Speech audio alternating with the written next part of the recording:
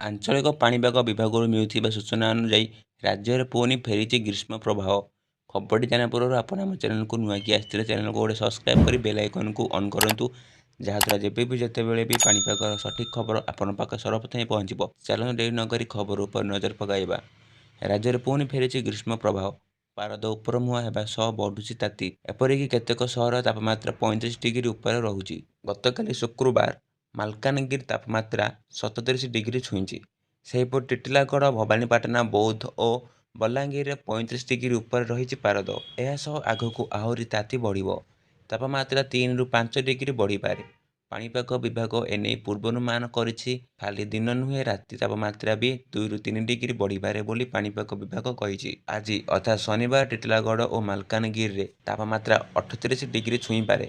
ଏହାପରେ 24 ତାରିଖରେ ଆଭ୍ୟନ୍ତରୀଣ ଓଡ଼ିଶାରେ ଅଧିକାଂଶ ସ୍ଥାନର ତାପମାତ୍ରା 36ରୁ 37 ଡିଗ୍ରୀ ଉପରେ ରହିପାରେ। 25ରେ ମାଲକାନଗିରି ଓ ଟିଟିଲାଗଡ଼ରେ ତାପମାତ୍ରା 49 ଡିଗ୍ରୀ ଛୁଇଁପାରେ ବୋଲି ପାଣିପାଗ ବିଭାଗ ପୂର୍ବାନୁମାନ କରିଛି। ପାଣିପାଗ ବିଭାଗ ସୂଚନା ଅନୁସାରେ ଆଗାମୀ 3 ଦିନ ମଧ୍ୟରେ ଅଧିକାଂଶ ସ୍ଥାନରେ ଦିନର ତାପମାତ୍ରା 8ରୁ 10 ଡିଗ୍ରୀ ବୃଦ୍ଧି ପାଇବ। ଏହା ସହ ଆଭ୍ୟନ୍ତରୀଣ ଏବଂ ପଶ୍ଚିମ ଓଡ଼ିଶାର କିଛି ଅଞ୍ଚଳରେ ମାର୍ଚ୍ଚ ଶେଷ ବେଳକୁ ତାପମାତ୍ରା 40 ଡିଗ୍ରୀ ଛୁଇଁପାରେ।